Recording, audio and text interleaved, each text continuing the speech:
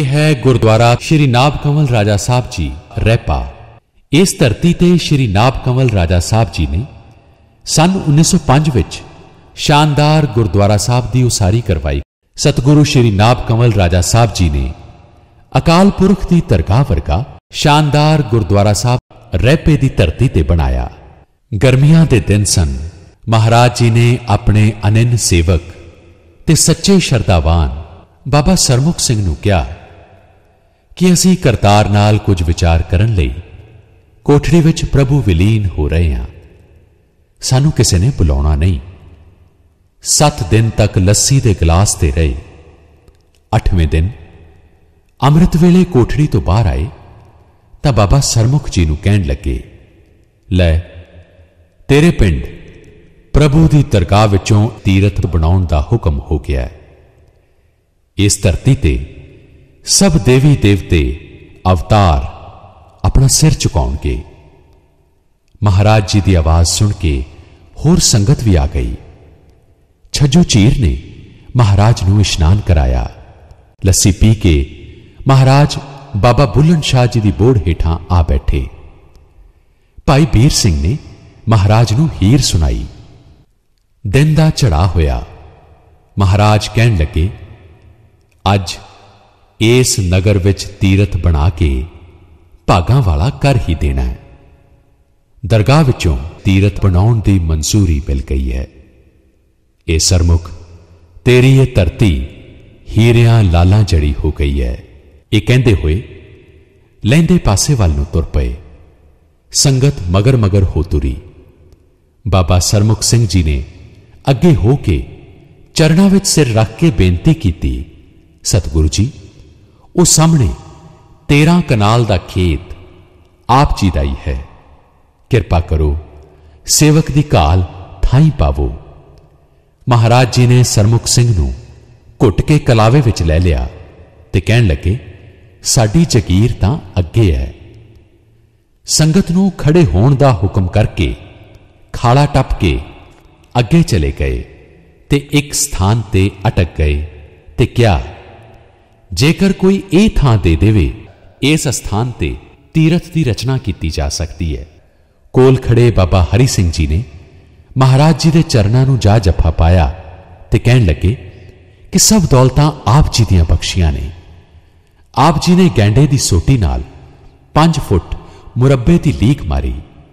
चढ़दे पासे 20 फुट छड्ड के एक होर लीक मारी ते 5 फुट मुरब्बे के स्थान नूं आप नमस्कार किया। संगत ने मिट्टी इकट्ठी करके उस स्थान ते चबूतरा बना दिता। प्रसाद वरताया गया। बाबा हरि सिंह जी ने इस स्थान ते सुंदर फुलवाड़ी लगाई। बोड़ दा दरख्त लाहौर दी कचहरी विचों मंगवाया।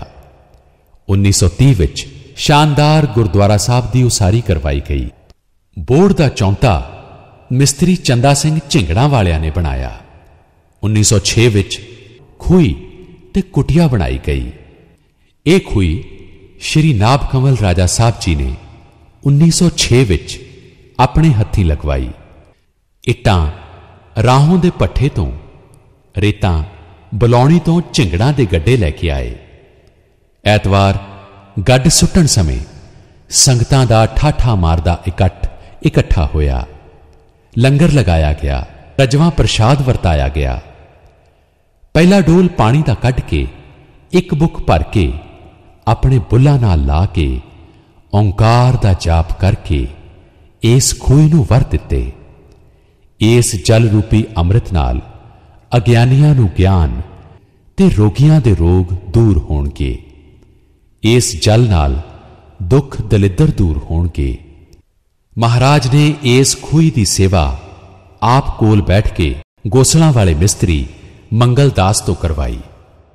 महाराज अवधूत साहब जी।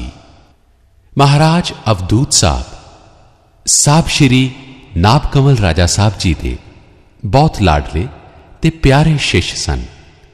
राजा साहब जी तो नाम की दात प्राप्त करके आप ब्रह्म स्वरूप होए। आप जी का जद्दी पिंड मालवे विच रसूलपुर सी, पर आप जी ने बहुता समा पिंड रैपे ਗੁਰਦੁਆਰਾ ਵਿਖੇ ਬਿਤਾਇਆ। ਇਸ ਅਸਥਾਨ ਨੂੰ ਆਪ ਜੀ ਨੇ ਪੱਕਾ ਬਣਾਇਆ।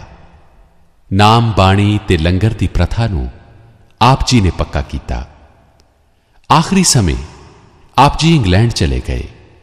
ਉੱਥੇ ਹੀ ਆਪ ਜੀ ਨੇ ਆਪਣਾ ਪੰਜ ਭੂਤਕ ਸਰੀਰ ਤਿਆਗਿਆ। ਸੰਗਤਾਂ ਨੇ ਇੰਗਲੈਂਡ ਤੋਂ ਆਪ ਜੀ ਦਾ ਪੰਜ ਭੂਤਕ ਸਰੀਰ ਲਿਆਂਦਾ। ਗੁਰਦੁਆਰਾ ਸ਼੍ਰੀ ਨਾਭ ਕੰਵਲ ਰਾਜਾ ਸਾਹਿਬ ਜੀ ਦੇ ਮੋਹਰੇ ਸੰਸਕਾਰ ਕੀਤਾ ਗਿਆ, ਜਿੱਥੇ ਆਪ ਜੀ ਦੀ ਯਾਦ ਵਿੱਚ ਸ਼ਾਨਦਾਰ ਸਮਾਧ ਬਣੀ ਹੋਈ ਹੈ।